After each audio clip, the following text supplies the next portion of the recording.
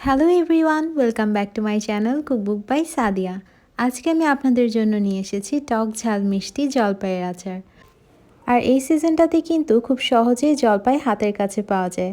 আর সেজন্য আমি আপনাদেরকে কিছু টিপস অ্যান্ড ট্রিক্স সহকারে আজকের এই জলপাইয়ের আচারের রেসিপিটা দেখিয়ে দিচ্ছি।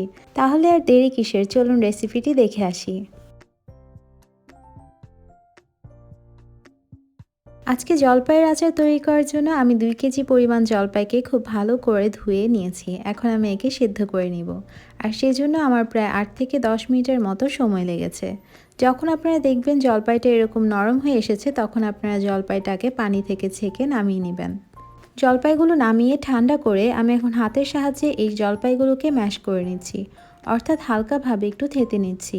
খুব বেশি মসৃণ করার দরকার নেই, সামান্য একটু চাপ দিয়ে ভেঙে নিলেই হবে। সবগুলো জলপাই আমি একইভাবে থেতে নিচ্ছি। এরপর আমি চলে যাব জলপাইয়ের আচারটা তৈরি করার প্রসেসিংয়ে। এখন আমি একটি হাঁড়িতে নিয়ে নিচ্ছি মেজারমেন্ট কাপের 1.25 কাপ পরিমাণ সরিষার তেল। তেলটা একটু গরম হয়ে আসলে আমি এখন এর মধ্যে দিয়ে দিব 2-3টির মতো তেজপাতা আর 4টে শুকনো মরিচ। এখন আমি এর মধ্যে দিয়ে দিচ্ছি 1 চা চামচ পরিমাণ পাঁচফোড়ন।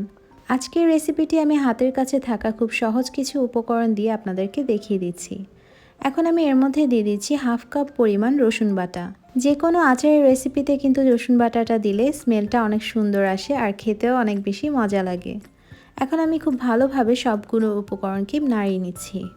উপকরণগুলো মেশানো হয়ে গেলে এর মধ্যে আমি দিয়ে দিচ্ছি 1 চা চামচ পরিমাণ লবণ। সাথে দিয়ে দিচ্ছি 1/2 চা চামচ পরিমাণ হলুদ গুঁড়ো আর 1 চা চামচ পরিমাণ লাল মরিচের গুঁড়ো। হলুদ আর মরিচ গুঁড়ো দেওয়ার পর আমি খুব ভালো করে আবারও নাড়িয়ে দিচ্ছি। আজকে আমি এই আচারের মধ্যে সরিষা ব্যবহার করছি না। যদি আপনাদের কাছে সরিষার স্মেলটা ভালো লাগে তাহলে কিন্তু আপনারা এই পর্যায়ে সরিষাটা ব্যবহার করতে পারেন। তবে আমি আজকে সরিষাটা ব্যবহার করছি না, তাই আমি জলপাইগুলোকে এর মধ্যে এখন দিয়ে দিচ্ছি। হালকা নাড়াচাড়া দিয়ে এখন আমি এর মধ্যে দিয়ে দিচ্ছি প্রায় 2 কাপের মতো চিনি। যেহেতু আজকের জলপাইয়ের আচারটা টক ঝাল আর মিষ্টি, সেজন্য আপনারা আপনাদের মন মতো মিষ্টিটাকে বাড়িয়ে কিংবা কমিয়ে দিতে পারবেন। চিনিটাকে খুব ভালো করে জলপাইয়ের সাথে মিশিয়ে দিতে হবে। আর এই পর্যায়ে কিন্তু চিনি থেকে পানি বের হবে, তবে আপনারা চেষ্টা করবেন পানিটাকে শুকিয়ে নিতে। আর শুকানোর জন্য কিন্তু আচারটাকে অনেকক্ষণ যাবত নাড়াচাড়া করতে হবে। চিনি থেকে যে পানিটা বের হবে সেটা যদি আপনারা ভালো করে না শুকিয়ে নেন তাহলে কিন্তু আচারটা নষ্ট হয়ে যাওয়ার সম্ভাবনা থাকে। এভাবে প্রায় অনেকক্ষণ যাবত নাড়াচাড়া দিতে হবে যাতে করে নিচে থেকে লেগে না যায়। আপনারা দেখতেই পাচ্ছেন আচারের কালারটা পরিবর্তন হয়ে এসেছে। এখন আমি এর মধ্যে দিয়ে দিলাম 5-6টার মতো শুকনো মরিচকে টেলে সেটাকে কুচি করে। এখন আমি এর মধ্যে দিয়ে দিচ্ছি 1.5 টেবিল চামচ পরিমাণ পাঁচফোড়ন। এখন খুব ভালো করে সবগুলো উপকরণকে মিশিয়ে নিতে হবে। খুব ভালো করে মেশানো হয়ে গেলে আমি এখন এর মধ্যে দিয়ে দিচ্ছি 2 টেবিল চামচ পরিমাণ ভিনেগার কিংবা সিরকা। অনেকের মনে প্রশ্ন জাগতে পারে যে ভিনেগার দেওয়াটা কি প্রয়োজন কিনা। আমি এক্ষেত্রে বলে রাখছি, যদি আপনারা মনে করেন এই আচারটা আপনারা দীর্ঘদিন ধরে অর্থাৎ 6 মাস থেকে 1 বছর সংরক্ষণ করবেন তাহলে আপনাদেরকে সেক্ষেত্রে ভিনেগারটাই ব্যবহার করতে হবে। আর যদি আপনারা মনে করেন অল্প কিছু পরিমাণ আচার বানাবো আর সেটা সংরক্ষণ করব না, সেক্ষেত্রে আপনারা ভিনেগারটা না দিলেও চলবে। এই পর্যায়ে আচারটা তৈরি হয়ে গিয়েছে। আমি আপনাদেরকে বলে রাখছি, আচারটা তৈরি হয়ে যাওয়ার পর নর্মাল তাপমাত্রায় সম্পূর্ণভাবে ঠান্ডা করে তারপর আপনারা সংরক্ষণের জন্য যে কোনো জারে আচারটাকে সংরক্ষণ করতে পারবেন। এরই মাঝে তৈরি হয়ে গেল আমাদের আজকের মজাদার আচারের রেসিপি টক ঝাল মিষ্টি জলপাইয়ের আচার। আমি একটি কাচের জারে আজকের আচারটাকে সংরক্ষণ করছি।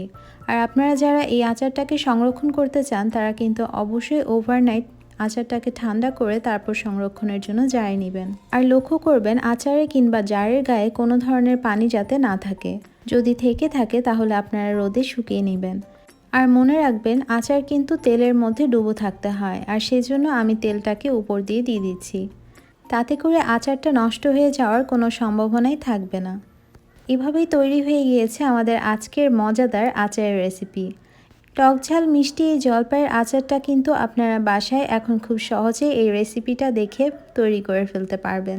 আর বাসায় তৈরি করে আমাকে অবশ্যই কমেন্ট সেকশনে জানাবেন আপনাদের কেমন লাগলো।